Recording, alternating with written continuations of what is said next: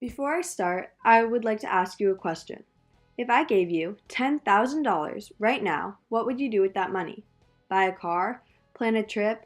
Splurge on your wardrobe or shoe game? So would about half of America. How many of you thought about the bills or loans you could pay off with that money? How many of you thought to invest that money? How many of you said you would save all of it? I bet not many. And that is the issue. Americans tend to spend more than they're worth. According to the study from the Center for Financial Services Innovation, nearly half of Americans spend more than they're worth, which means they have no financial cushion in case of emergency or a plan for their retirement.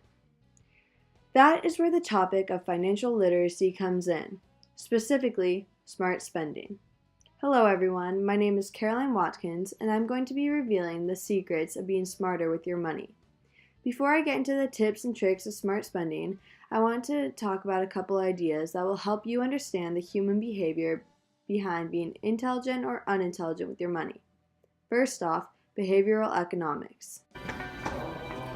Behavioral economics is the discipline that combines insights from the fields of psychology, judgment and decision making, and economics to produce an understanding of the way humans make decisions that is more accurate and more robust than any one of those fields could produce on its own.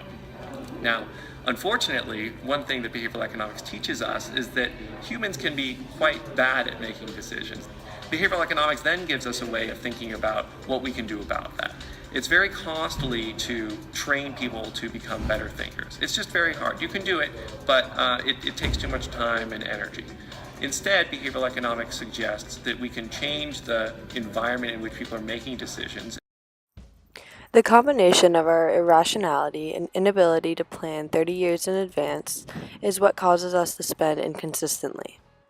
So now that you know and have an idea of what behavioral economics is, let's talk a little bit about what smart spending is. Smart spending is in the name, being smart with what you buy. Now, why is that important? Let's say you go out and buy a Blue Barn sandwich and a Coke for $15.50.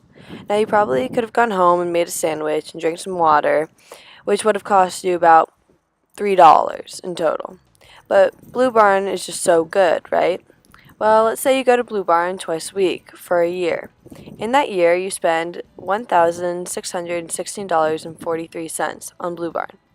But if you had made a sandwich at home for those 2 days, you would have only spent $417.14 on those lunches in the year. You would be saving $1,199.29 if you had skipped out on Blue Barn. These costs can accumulate over time. So the point of this video is to help you balance your spending desires with what is best for you and future you. So how do you spend smarter? Here's some advice and a couple tricks that will help you. The first advice I'll give you to spend smarter is to create a budget. Budgeting allows you to create a spending plan for your money. It makes sure that you always have enough money for the things you really need, like savings for retirement and paying off debts, and for the things that are really important to you. A great rule to live by when budgeting your money is the 50-30-20 rule. 50% of your income towards necessities like housing and bills. 20% should go towards your financial goals like paying off debt or saving for retirement. And finally, the last 30% of your income should be allocated to your wants, like dining or entertainment. If you don't think you would be able to handle your budget on your own, there are many apps on your smartphone, like Mint, Acorns, or even most of banks' banking apps will be able to track a budget for you. These apps can track your spending habits and allow you to allocate your money to different funds. You can even go further on these apps to budget your money in even more specific ways. For example, creating sub-budgets for your fun budget, your entertainment. If you feel like you can budget on your own, more power to you. The next smart spending trick is using the 72-hour rule.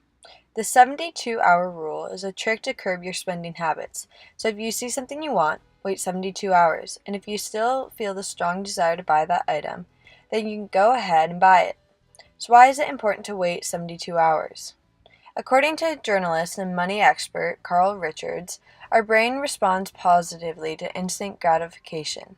It's why so many of us find it difficult to save money or lose weight. We want the item or food now. And when there's nothing stopping us, why wait? You need the space between receiving the money and spending it to think. The shorter that space is, the less time you have to think, and the more likely you are to spend your funds impulsively. And that is why you should wait 72 hours before buying something you want, but don't necessarily need.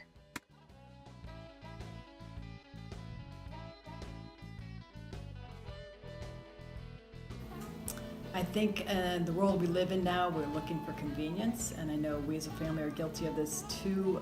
So we eat out a lot, and that adds up to a lot of money. So my biggest advice is when you're starting out on your own is go to the grocery store and buy, sandwich meats and breads and things, and make your own sandwiches, make your own breakfast. Only go out maybe budget so that you're only going out once or twice for food. Question your desires. Do you really need to go out to lunch each week and every day? Do you really need those new shoes that are only slightly different than the ones you're wearing? Those are the kind of questions you need to be asking yourself before you spend money on unnecessary items. Think before you spend. It's that simple.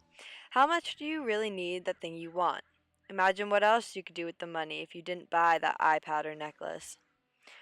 Also, another area where you need to take a step back and ask questions is when there are sales. One of the biggest pieces of advice I can give you is don't get sucked into sales. If you wouldn't buy it at a regular price, why should you buy it on sale? If the sale only lasts 24 hours, still take a step back, think about your purchase, take some time, go get lunch. All you have to do is think. They were beautiful. They were happy. They didn't even need any money. They had magic cards. The biggest mistakes I see are in particular to credit cards.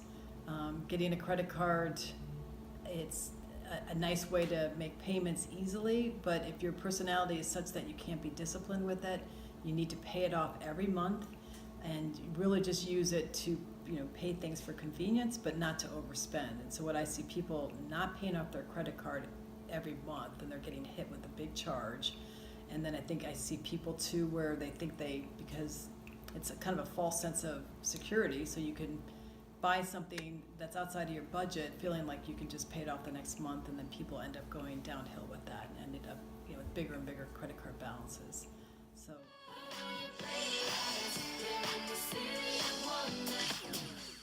Declined. Can you try again? Really declined. How are you gonna pay this? Don't be afraid to say no. As young adults, we want to go out and have a good time. It is a time to try new things and learn our boundaries. But with all this excitement happening in our lives, we sometimes have a hard time passing on our friends. One of the smartest money habits you can get into is not being tempted or persuaded by always going out to dinner or spending on costly activities. It is okay to splurge every once in a while as long as it's within your means, and that's why it's so important to have a budget. Have a little money set aside for those fun moments with your friends, but don't forget it is okay to eat at home and join your friends at their dinner. There are always ways to still have a good time while spending less. Don't spend more than you're worth. Thank you for watching this video. I hope by now you can reflect on your purchases and spending habits and work on being a smarter spender. Thank you.